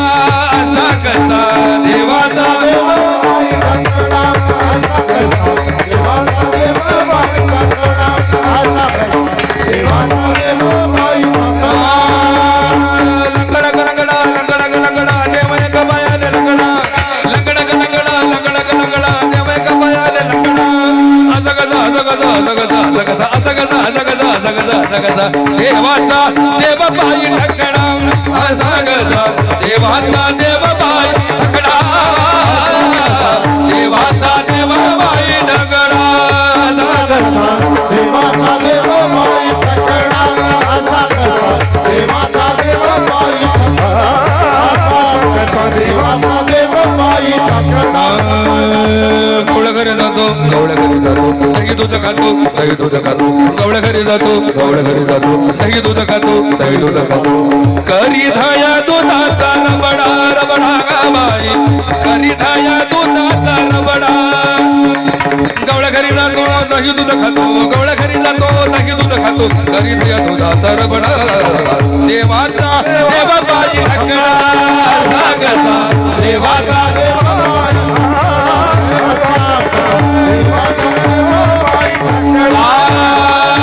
शंकेची तोडीतो मटकीची फोडीतो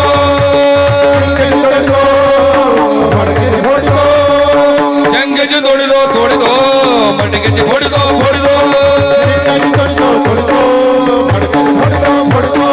फोडीतो फोडीतो फोडीतो फोडीतो मटकीची फोडीतो तोडीतो तोडीतो तोडीतो तोडीतो शंकेची तोडीतो शंकरची तोडीतो तोडीतो मटकीची फोडीतो फोडीतो पाडीतो नवनीताचा सडा सडा गावाई पाडीतो नवनीताचा सडा असं कसा असं कसा असं कसा असं कसा असं कसा असं कसा असं कसा देवाचा देवबाई ढकडा असं कसा देवाचा देवबाई ढकडा देवाचा देवबाई ढकडा असा कसा देवाचा देव माई ठकडा असा कसा देवाचा देव माई ठकडा असा कसा देवाचा देव माई वाळवंडी जातो गिरण करीन कीर्तन करीतो वाळवंडी जातो कीर्तन करीतो वाळवंडी जातो कीर्तन करीतो वाळवंडी जातो कीर्तन करीतो हाय साधू संतांचा नावी झगडा झगडा गाबाई साधू संतांचा नावी झगडा आता कसा आता कसा आता कसा आता कसा आता कसा आता कसा आता कसा आता देवाचा देवबाई ढकडा असा कसा देवाचा देवबाई ढकडा देवाचा देवबाई देवाचा देवबाई देवाचा देवबाई ढकडा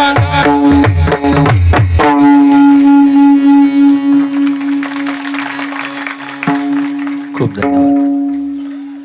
सगळ्या गवळणीने ठरवलं आपण सगळ्यांनी काय करूया प्रत्येकाच्या घरात हा चोरी करतोय ना आपण एक असा वाडा निवडू हा शेवटचा दृष्टांत आहे हा दृष्टांत अध्यात्मातला सार आहे आजच्या कीर्तनातला म्हणत नाही मी सगळ्या परमार्थातला सार हा आजचा दृष्टांत आत्ताचा दृष्टांत आहे मनाचा कान करून ऐकत 4 ते 5 मिनिटांमध्ये सेवेला पूर्ण विराम.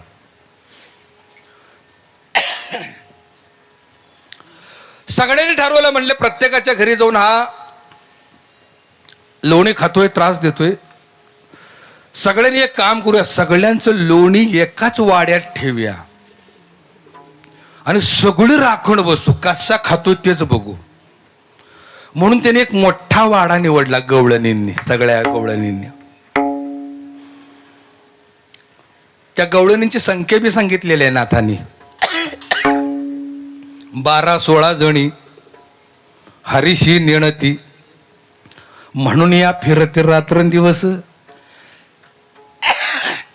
ह्या 12-16 जणी कोण आहे ते पुढे सांगतो आपल्या जनाबाईनं सुद्धा आकडा सांगितलाय 12-16 गडणी अवघ्या आपल्या ओवीस सांगितलेलं ह्या 12-16 जणी गवळणींनी काय केलं माहिती आहे का एक वाडा निवडला एवढा मोठा वाडा निवडला अहो आपल्याला फार फार तर 2 दाराचा वाडा माहित आहे पाठीमागचा पुढचा लयत लय 4 सोपी वाडा माहित आहे की ज्या वाड्याला 4 दरवाजे आहेत पण ह्या गवळणीने वाडा निवडताना 9 दाराचा वाडा निवडला किती दाराचा वाडा निवडला 9 दाराचा वाडा निवडला भला मोठा हो सगळ्यांचं लोणी एकत्र केलं माठात घातलं माठ शिंक्यात ठेवलं आणि ते शिंक अडकवलं आड्याला. उंचच्या उंच वाडा होता आणि आड्याला अडकवलं. कळलं का? हे कळेल कुणाला माहित आहे का? ज्यांना अनुग्रह घेतलाय त्याला. कुणी कुणी अनुग्रह घेतला हातवर करा बरं.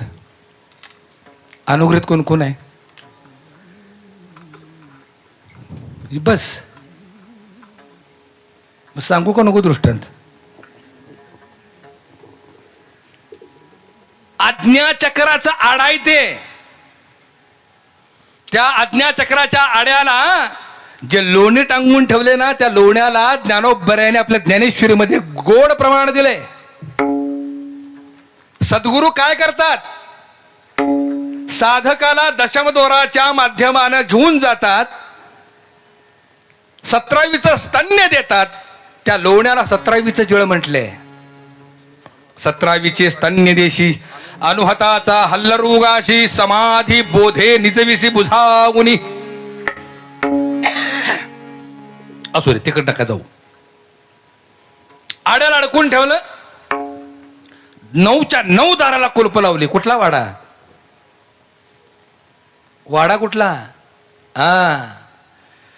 9च्या 9 दाराला कुलप. कारण व्यवहारच त्या 9 दारातनं त्या गवळणींचा होत असतो.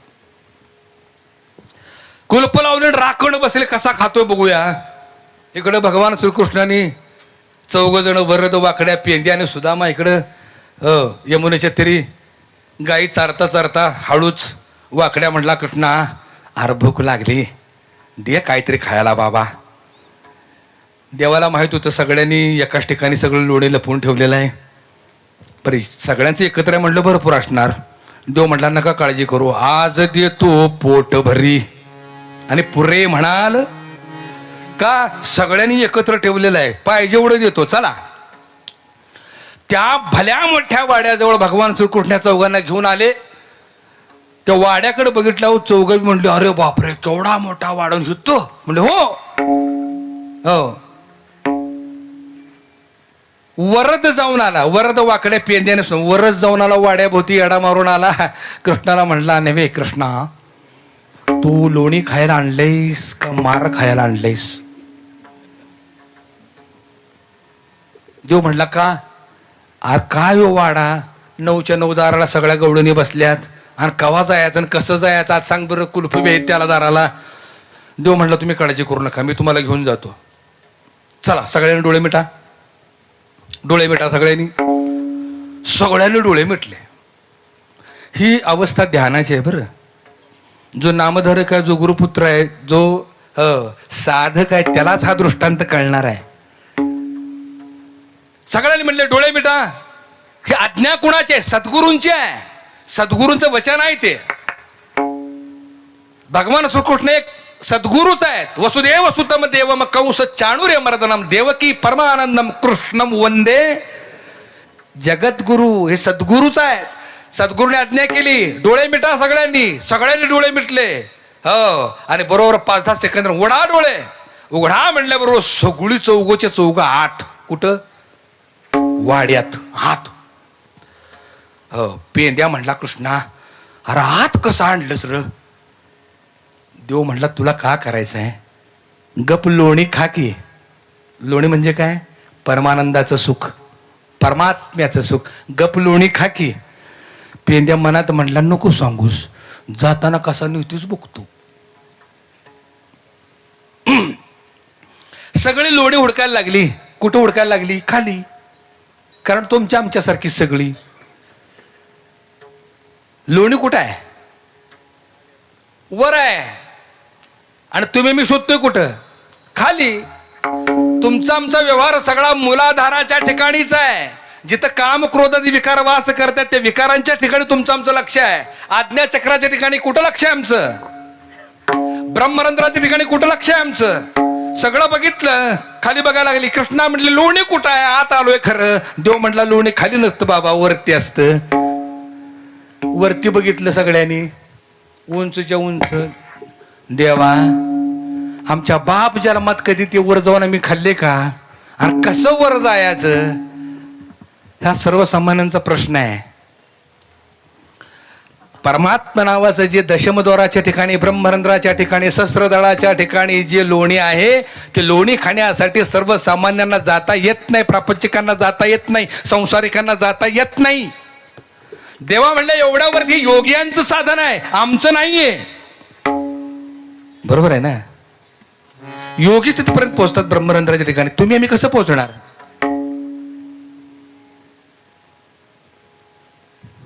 योग्यांचं साधना सांगताना भगवंताने अर्जुनाला उपदेश केला.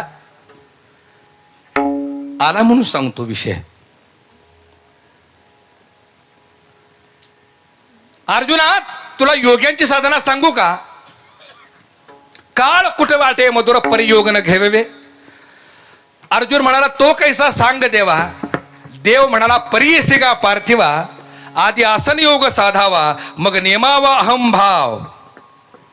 आहार निद्रा मैथुन यासी की जे दंडन आहार तुटलिया, जाण प्राण रक्षण गलित पत्रे. संगी एकची असावा त्याशी कलह न करावा, का संगे पाळावा हुताशन. दश इंद्रियांचा नियम झाली योग धर्म, या नावे संन्यास कर्म साईचा न्यास करावा.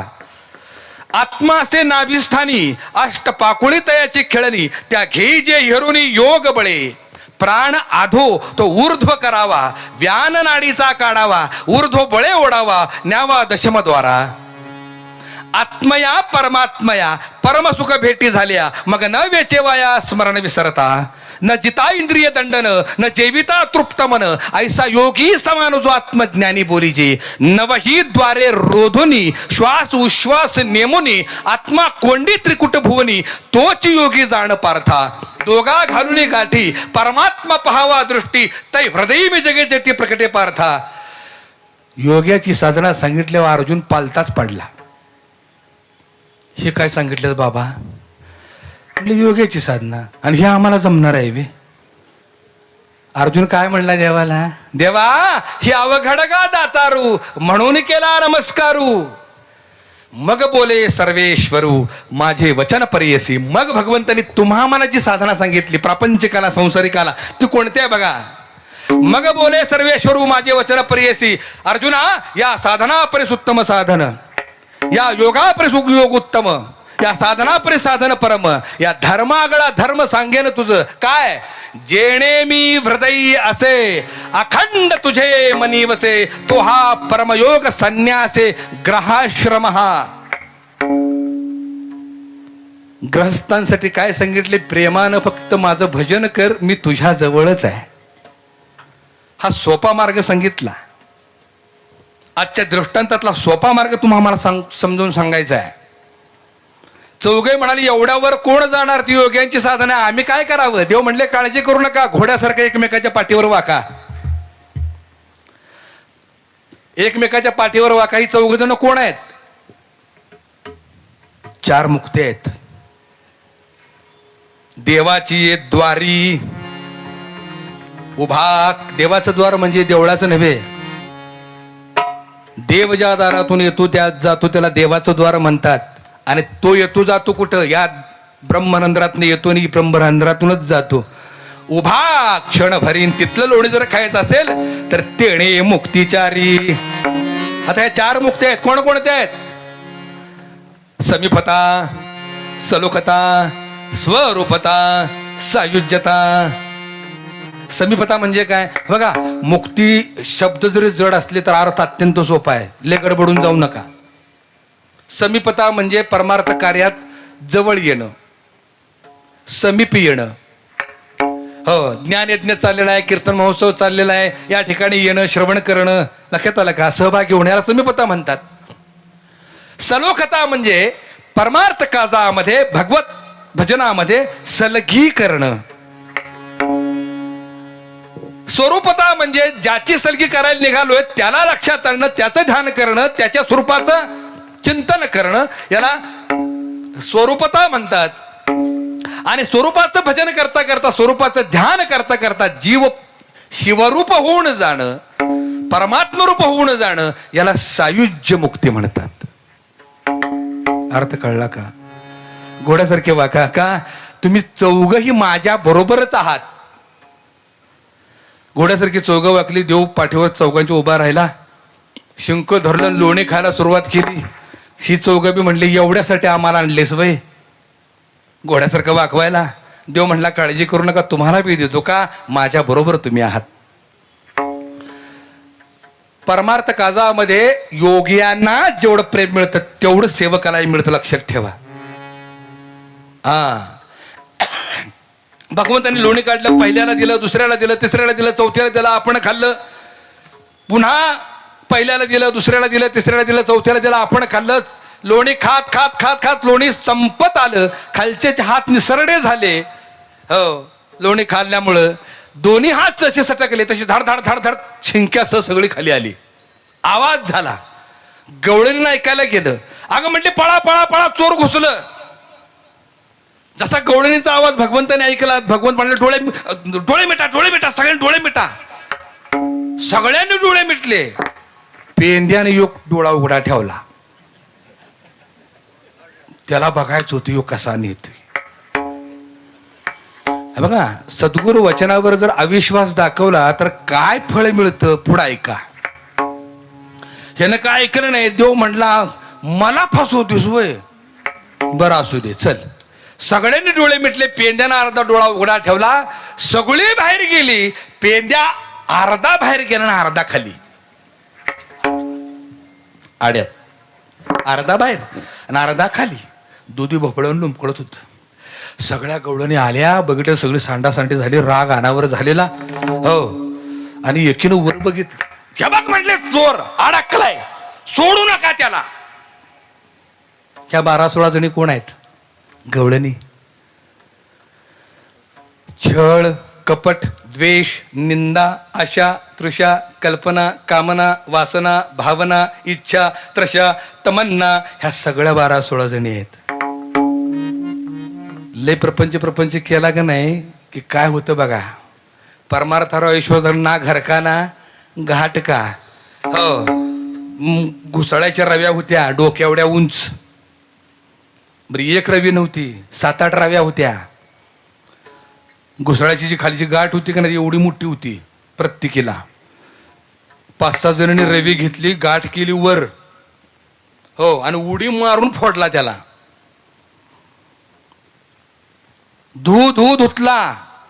शिव बोंबल्याचा देवा वाचो रे बाबा, तुझ्या पाया पडतो. देव म्हणला जरा प्रसाद खा.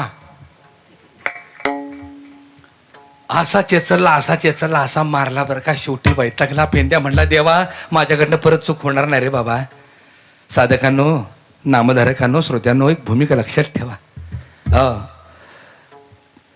संसाराचा भार सद्गुरूवर टाकला, भगवंतावर टाकला की सगळी जबाबदारी तो घेतो. पण ज्या वेळेला आम्ही आमचा प्रपंच आम्ही करायला जातो ना त्यावेळेला ह्या 12-16 जणीकडनं मार खावा लागतो. ज्यावेळेला त्याला अर्पण करतो सगळी जबाबदारी तो घेतो. पेंद्यानं हात जोडले, अर्थातीनं हाक मारले, देवा माझ्याकडनं परत होणार नाही. भगवंताने अलगत बाजूला केला आणि मुक्त केलं. असा हा सिद्धांत आहे. विठोबा रखुमाई, जय जय विठोबा रखुमाई. चला लवकर जय जय विठोबा रखुमाई.